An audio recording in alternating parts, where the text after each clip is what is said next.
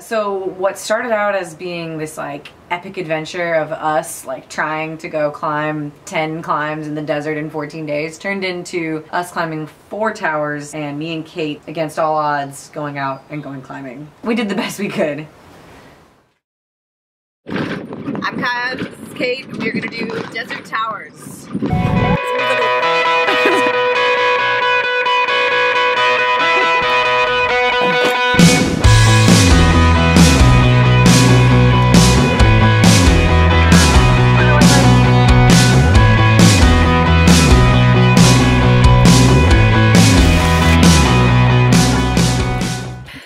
The crux is the freaking approach.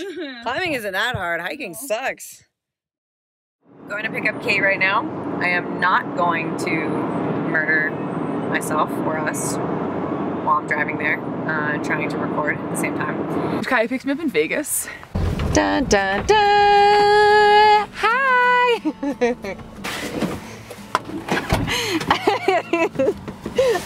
I'm gonna be that obnoxious person behind the camera the whole time. Hi. It's good to see you. I'm so excited to see you. Are you so sicky? How are you doing? My name's Kate SABO, Kate Zoe SABO. We drove to Fisher Towers over in Castleton, slept in the parking lot. We arrived our first night. Kate is off in the distance somewhere. Hi, Kate. She doesn't want to sleep in the van with me. When I woke up that next morning, I had this like moment of just utter beauty when I looked around. Castle Valley, in my opinion, is the most beautiful place in the world. I think it is just absolutely stunning. Something about the Utah desert, like about this desert, is so special because the rock just reflects and it's just like this really blood red. And I remember waking up and being like, oh man, I'm the luckiest person alive. Woke up Kaya and she's not a morning person, like I'll just tell you that. So I've kind of gotten better at being able to be really sweet in the morning and help put on the hot water and make the coffee, because after a cup of coffee, everything seems to be better. Kate and I met in Squamish of 2017. When I met her, she was living out of her beat up old Prius at the time, 1 mattress, all of her stuff in there. I kind of told her about this dream of mine to do as many desert towers as I could in like a short amount of time. Kaya and I like got on the phone, we're like, I want to do this one and I want to do this one, and like, do you think that's possible? We'll get up it somehow.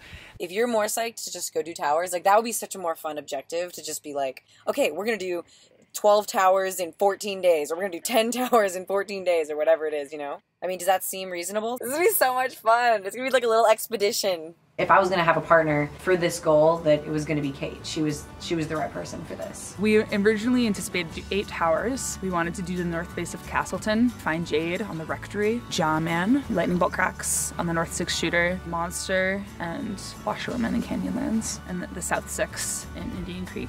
And how many towers did we end up doing? 4 glorious towers. I'm so excited. Sorry. Yeah, we went and climbed Ancient Art. It's the easiest tower on the list, and it's super fun. We were like, okay, we're gonna ease into this, like, let's do this tower thing, we're gonna ease into it, but the first day being 5'8". I started climbing when I went to college out in Oregon. Got super addicted, like almost had to drop out of school because I was just like, couldn't focus. We're about to do Ancient Art, just on the approach trail. Tower number 1. Tower number 1 of 8, maybe? Did we decide? We're aiming for 8. We're aiming for 8. We're both on the mend.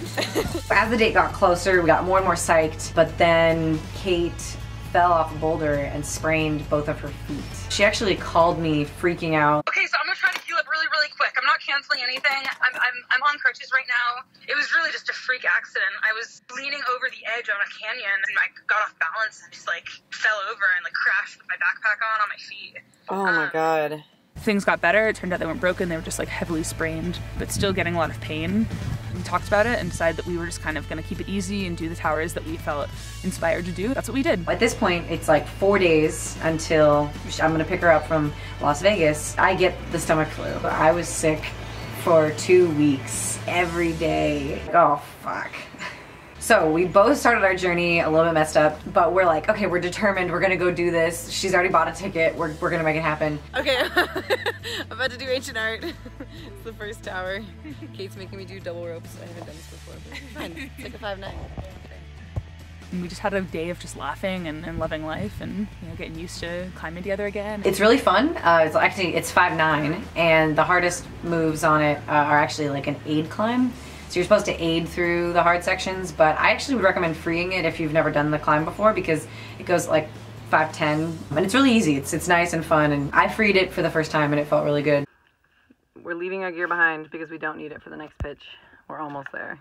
Just a hop, skip, and a jump up that, and then there's the top of the tower. Kate just rocked the chimney pitch. She's way down there.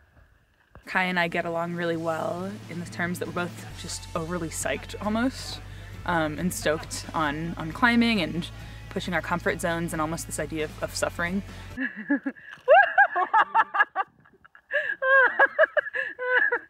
my god, don't fall, Kate. Don't fall. We both found that like we had this opportunity to have a stoked partner who wanted to get after it as much as we did. That's kind of hard to come across, especially when you're doing something like, you know, climbing sandbag towers. It's especially a female climber partner that wants to do the same things, so. All right, you gotta do it. You gotta stay at the top though. How is this not gonna fall down? Oh. Yeah! So the first day didn't seem so bad. We had a lot of fun out there.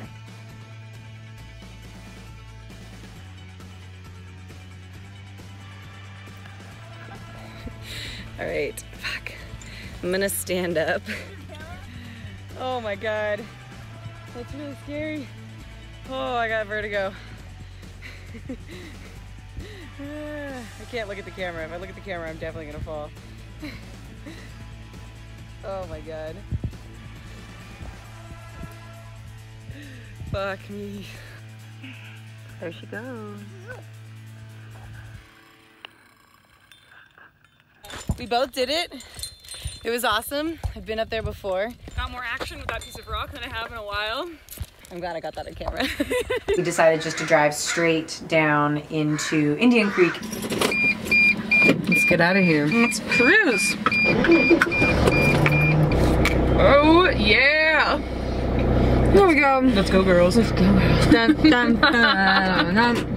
Our plan for tomorrow is that we are going to get up probably at like 5:30, have breakfast, and then leave Creek Pasture by 6:30 to drive out to the North Six Shooter and summit the North Six Shooter. Yeah. You know this one? No, what is it? This is, it's like MIA. Bad girls do it well. Live fast, die young. Bad girls do it well. Live fast, die young. Bad girls do it well. Live fast, die young. Bad girls do it well. My chain hits my chest when I'm banging on the dashboard. My chain hits my chest when I'm banging on the radio. Back, get down. Pull me closer if you think you can hang. Hands up, hands high. Don't go screaming if I blow you with a bang.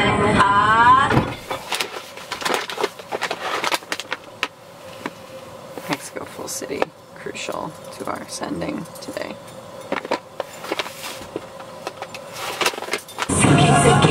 I'm coming in the Cherokee gasoline. There's steam on the window screen. Take it.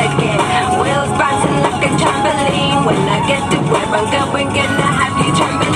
Live fast, die young. Bad girls do it well. Live fast, die young. Bad girls do it well. Live fast, die young. Bad girls do it well. Live fast, die young. Bad girls do it well. My chain hits my chest when I'm banging on the dashboard. My chain hits my chest when I'm banging on the radio. Back it, yeah. Good job, baby. The North Six Shooter, which is my favorite climb of all time. This is like, you know, 5'11" tower climbing. Such a good climb. We're gonna go do lightning bolt cracks on the North Six Shooter. Yep. And it looks absolutely stunning. It looks gnarly. There's the North Six. And there's a giant crack running up the right side of it. This is our monster rack. 5, 2 4s. It's beautiful. And 3 3s. 3 threes. Well, we're also linking. Doubles and 1s and 2s. Okay, sorry. We're linking the pitches. I'm gonna do the first 2 pitches and Kate's gonna do the second 2 pitches. Okay. Fresh. So on the way to the base of the North Six Shooter, it's this like gnarly talus cone that you have to hike up. I actually started feeling really sick again. I pooped on the trail 3 times. Just took my first trash bag poop of the season. Started out well, starting strong. Good season, nice view. And I thought I was gonna puke, and I needed like a minute to like lie down and just be ill. And we basically rested at the base of the climb for like an hour. Fortunately for me, I started feeling better after about an hour of resting. I just set the first pitch of lightning bolt cracks, which made me feel really good. I was here last season and I fucked it up. And this time I actually did it. I also feel better. I was feeling really sick like 5 minutes ago. And then I think the adrenaline kicked in. And I feel okay.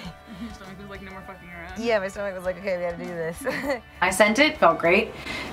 Kate did not. Her feet were really starting to hurt her at this point. So what we have here is Miss Kaya Lindsay building a complete fear nest in a flaring seam. So what you have here is your standard 5-point fear nest, equalized on a, oh, don't miss the best part, the tipped out 0.5. I can't actually get it out. I made it. I put in 2 more pieces, 3 more pieces after the fear nest, just because, you know, safety is important. This was definitely the hardest tower that we did while we were out there, and it's totally worth it. We summited, and the Kaya just crushed her pitches. I got stuck in a chimney. We got pretty physical with that chimney. Oh my god, so, that chimney. You know, summited from one of the best views around, and I think after that I felt still pain in my body for the next 3 days. I love that climb. I think it's so much fun. We had also originally planned to do the North 6 and the South 6 shooter in the same day, but then once we got down, I started feeling sick again. Kate's feet were still really hurting her, and we were like, we're not gonna walk all the way over there. We decided not to do that one. We did it! It was a really beautiful day though. And now we're just gonna hopefully make it out of here nice and easy.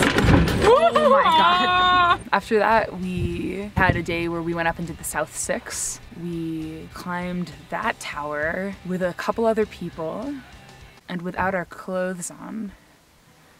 Pretty much just a rest day. People were drinking beers and getting high. Something important to know about Kai and my relationship is that every time we're together, we tend to climb naked because it's fun, kind of transgresses all the expectation of climbing, you know? It's not sexy by any means. And that was really, really fun. And we had beers at the top and we heckled.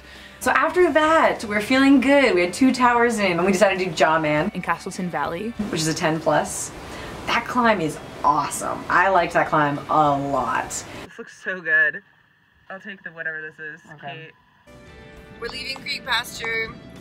It's like 7 in the morning, 7:15 in the morning. We're gonna go do Jawman today. We're both pretty bummed that we're leaving Creek Pasture. Yeah, let's go fucking crush it. Let's fucking crush. Let's rage. That was just a really rad day. Just from the pullout, it takes about 2 hours to hike up. Oh shit. The hard part about it though is that it's a 3-hour approach. It was quite a heinous approach. We're going right there, and then right there. It's like 6 miles, pretty much straight uphill. We came prepared, we have water, snacks, all those fun things. We're very close.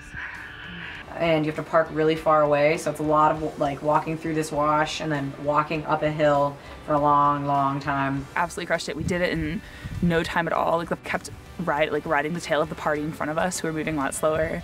Oh shit. Don't drop my phone. Alright. Yeah, come on. Just doing this incredibly exposed climb. Had the summit to ourselves, had the climb mostly to ourselves. And getting to the top, again, like topping out on towers is one of my favorite feelings in the world. And Kaya had not slept the night before, and I'm still like dealing with these pretty wounded feet. But we crushed it. Ooh, pro bar! I got the minty one, and you got the... I have the chocolate one. But yeah. This is probably the best place to have lunch. A long time. Shut up, don't look at my ass! Jawman was really, really fun. I highly recommend it to anyone who's thinking about doing it. You alright, Kate? It's as good as a place if I need to take a nap. The approach was the crux. Yeah. Although we did it really fast. It was like, the book said it was gonna take us 4 to 6 hours, and the climb only took us 2.5. So far, my favorite tower. Super just fun day. Like, we had the tower pretty much to ourselves. Yeah. There's one other couple, or one other male couple, male team. We were way more efficient than they were. Yeah, they didn't know what they were doing. Yeah, we were gonna climb Castleton North Face, then we were gonna do Fine Jade, which are just these like classic lines, but got stormed out. Them clouds is ruining our plans. Them They're looking mighty ominous.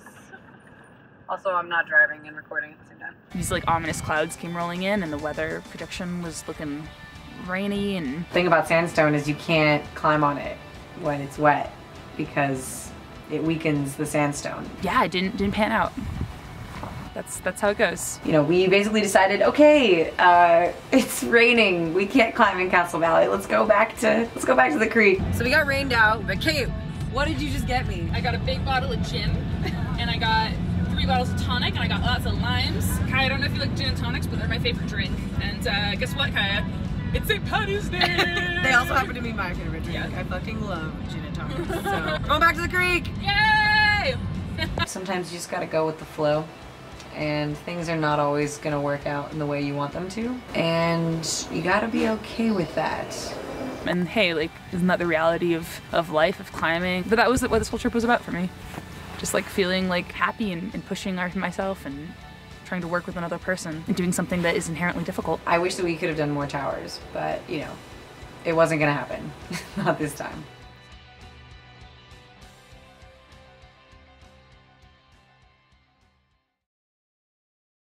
So sometimes I feel that my life is a series of trapeze swings.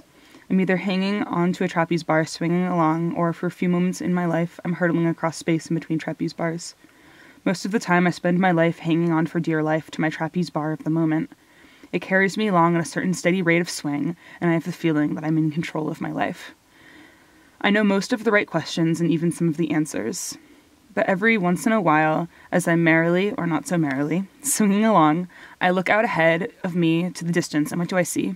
I see another trapeze bar swinging toward me. It's empty, and I know, in that place in me that knows that this is the new trapeze bar that has my name on it.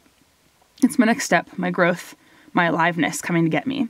In my heart of hearts, I know that for me to grow, I must release my grip on the present well-known bar and move on to the new one. Each time it happens to me, I hope, no, I pray, that I won't have to let go of my old bar completely before I grab the new one. But in my knowing place, I know that I must totally release my grasp on my old bar, and for some moment in time, I must hurtle across space before I can grab onto the new bar. Okay, cough. It doesn't matter that in all my previous hurdles across the void of unknowing, I've always made it. I'm each time afraid that I will miss, that I will be crushed on unseen rocks in the bottomless chasm between bars. I do it anyway. Perhaps this is the essence of what all the mystics call the faith experience. No guarantees, no net, no insurance policy, but you do it anyway, because somehow to keep hanging on to that old bar is no longer on the list of alternatives. So, for an eternity that can last a microsecond or 1,000 lifetimes, I soar across the dark void of the past is gone, the future is not yet here. It's called transition. I have come to believe that this transition is the only place that real change occurs.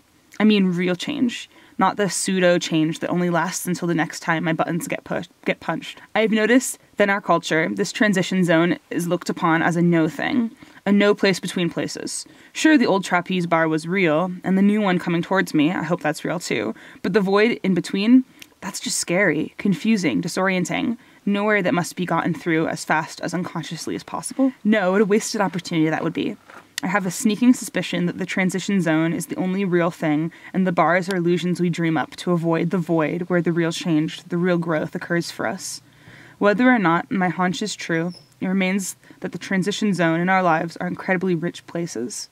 They should be honored, even savored. Yes, with all the pain, the fear, the feelings of being out of control that can, but not necessarily, accompany transitions, they are still the most alive, most growth-filled, passionate, expansive moments of our lives.